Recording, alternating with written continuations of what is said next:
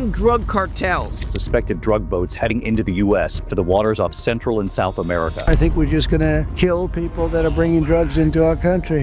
Deadly new. এটি শুরু হয়েছিল রাডারের এক ভূতের মতো ছায়া হিসেবে।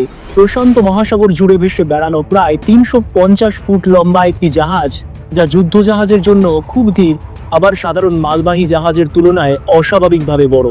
যখন মার্কিন ড্রোনগুলো কাছে পৌঁছালো, তারা যা দেখলো তা বিশ্বাসের সীমা ছাড়িয়ে গেল। জাহাজটির ভেতরে ছিল 6টি মাদক উৎপাদন ল্যাব, 8টি রাসায়নিক রিঅ্যাক্টর এবং 90 টনের বেশি মাদক, যার বাজার মূল্য $12 বিলিয়ন বেশি।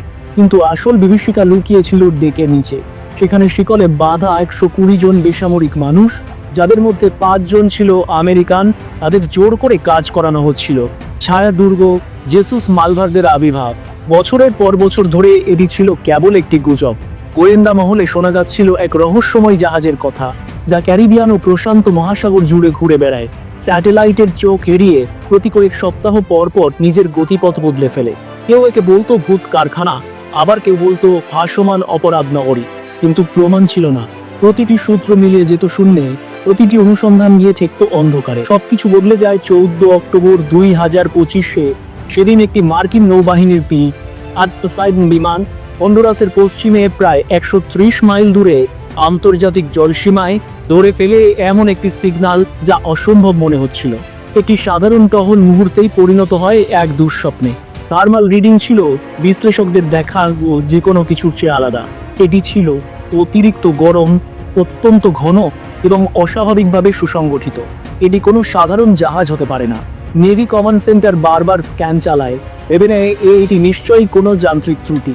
কিন্তু রাডার নিশ্চিত করে দেয় সমুদ্রে ভাসছে বিশাল কিছু, মাত্র 6 নট গতিতে স্থিরভাবে এগিয়ে চলেছে। যখন টাস্ক ফোর্স ট্রাইডেন্ট স্যাটেলাইট ছবি বিশ্লেষণ করলো, যে নামটি সামনে এলো, তা ওয়াশিংটনের প্রতিটি ডিফেন্স ব্রিফিং রুমে শীতল স্রোত বইয়ে দিল। জাহাজটির কোড নেম জেসুস মালভার্দে, মেক্সিকান মাদক কারবারিদের লোক দেবতার নামে। এটি সত্যি ছিল, ভূত দুর্গের অস্তিত্ব ছিল। 350 ফুটেরও বেশি লম্বা এই জেসুস মালভার্দে আসলে কোনো জাহাজ নয়, এটি ছিল একটি ভাসমান সাম্রাজ্য। ডেকের উপর দিনরাত চলত 6টি শিল্পমানের মাদক ল্যাব, যেখানে কাঁচামাল বদলে যাচ্ছিল $1 বিলিয়ন মাদকে।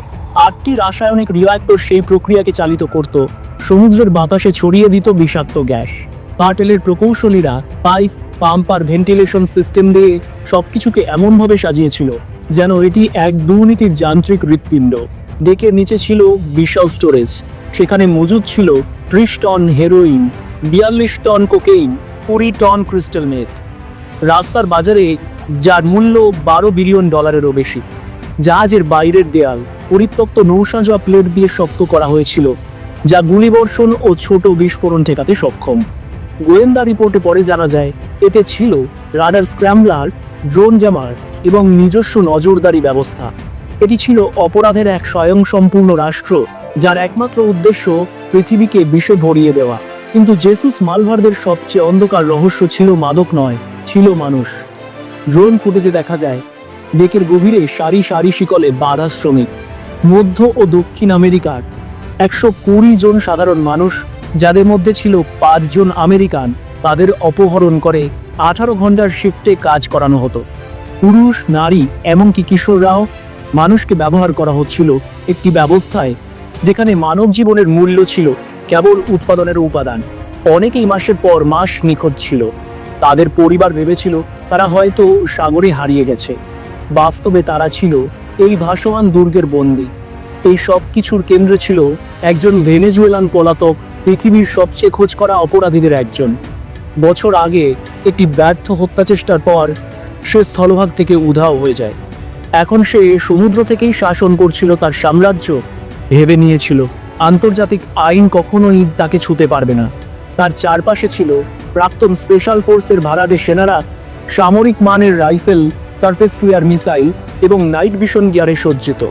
এরা ছিল না চোরাকারবারি, এরা ছিল লাভের সৈনিক, প্রশিক্ষিত এবং প্রয়োজনে মরতেও প্রস্তুত।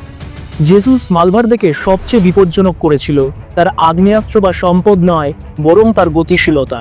এটি দেশের সীমানা পেরোতে পারত, সমুদ্রে জ্বালানি নিতে পারত, আর কেউ কিছু করার আগে অসীম মহাসাগরে মিলিয়ে যেতে পারত।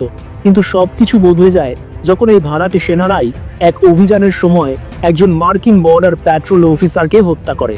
এখন আর এটি শুধু অপরাধ ছিল না, এটি ছিল মার্কিন যুক্তরাষ্ট্রের প্রতি সরাসরি চ্যালেঞ্জ। বার্তাটি স্পষ্ট ছিল, এটা আর মাদক নিয়ে নয়, এটা ছিল অবাধ্যতা।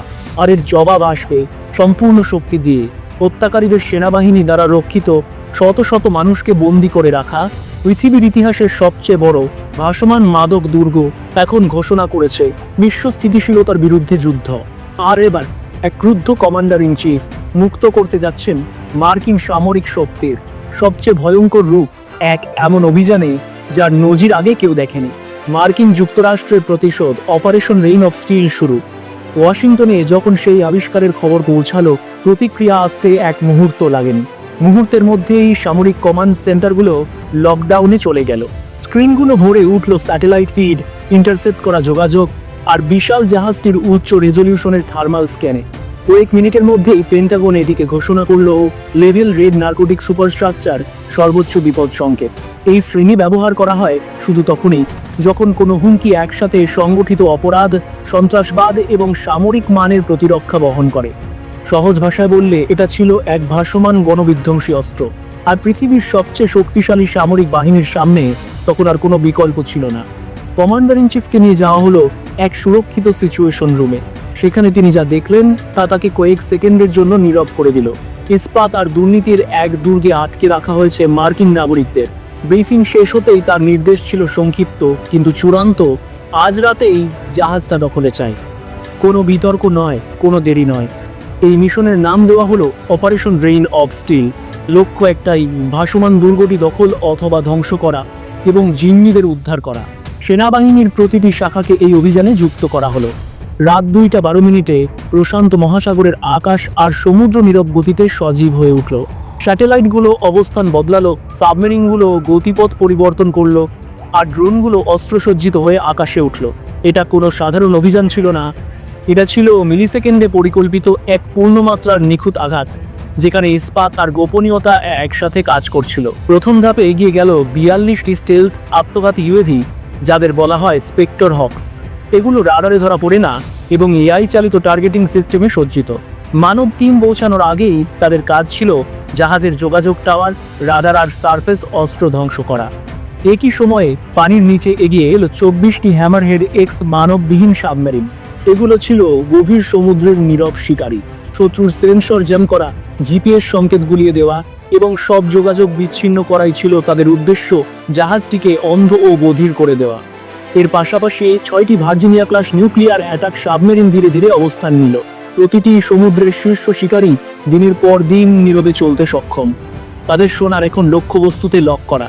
নির্দেশ পরিষ্কার, কিছু ভুল হলেই নিখুঁত টর্পেডো ছুড়ে দুর্গটিকে ডুবিয়ে দেওয়া হবে। আকাশের ওপরে অপেক্ষায় ছিল মানবিক শক্তি। 360 জন বিশ্বের সবচেয়ে প্রশিক্ষিত যোদ্ধা সাবমার্সিবলে প্রস্তুত ছিল। নেভি সিল ও ডেল্টা ফোর্স অপারেটররা অদৃশ্যভাবে এগিয়ে যাওয়া, দ্রুত আঘাত করা এবং লড়াই শেষ করাই যাদের কাজ। তারা সিমুলেশনে ডজনের পর ডজনবার এই মিশন অনুশীলন করেছে। প্রতিটি ডেক, প্রতিটি ল্যাব, প্রতিটি জিম্মির অবস্থান তাদের মুখস্থ। তারা জানতো এই লড়াই সহজ হবে না। টার্টেলটি জাহাজটিকে ভারী অস্ত্র আর সাঁজোয়া রক্ষী দিয়ে দুর্গে পরিণত করেছিল। কিন্তু যুক্তরাষ্ট্র নিয়ে এসেছিল এমন শক্তি যা পৃথিবীর কোনো অপরাধী চক্রের পক্ষেই মোকাবিলা করা সম্ভব নয়। এদিকে অনেক দূরে অবস্থান নিয়েছিল কোস্ট গার্ড কাটার স্ট্র্যাটন। হামলার পর মানবিক সহায়তা, চিকিৎসা, জিম্মি উদ্ধার আর প্রমাণ সংগ্রহের দায়িত্ব ছিল তাদের। মিশনের প্রতিটি অংশ ছিল সার্জনের মতো নিখুঁতভাবে পরিকল্পিত। চূড়ান্ত কাউন্টডাউন শুরু হতেই কমান্ডার ইন চিফের নির্দেশ প্রশান্ত মহাসাগর জুড়ে প্রতিধ্বনিত হলো, operation rain of steel execute করো। এনক্রিপ্টেড চ্যানেল পেরিয়ে সেই আদেশ ছড়িয়ে পড়তেই নিঃশব্দ মার্কিন আর্মারা এগিয়ে যেতে শুরু করলো। অন্ধকার ঢেউ আর মেঘে ঢাকা আকাশের নিচে আমেরিকার সবচেয়ে আধুনিক যুদ্ধযন্ত্রগুলো এগিয়ে আসছিল জেসুস মালভার্দেকে বিচারের মুখোমুখি করতে। এরপর যা ঘটেছিল তা ছিল ভয়ঙ্কর গতিতে এবং নিখুঁত নির্ভুলতায় আনফোল্ডিং হওয়া এক দুঃস্বপ্ন।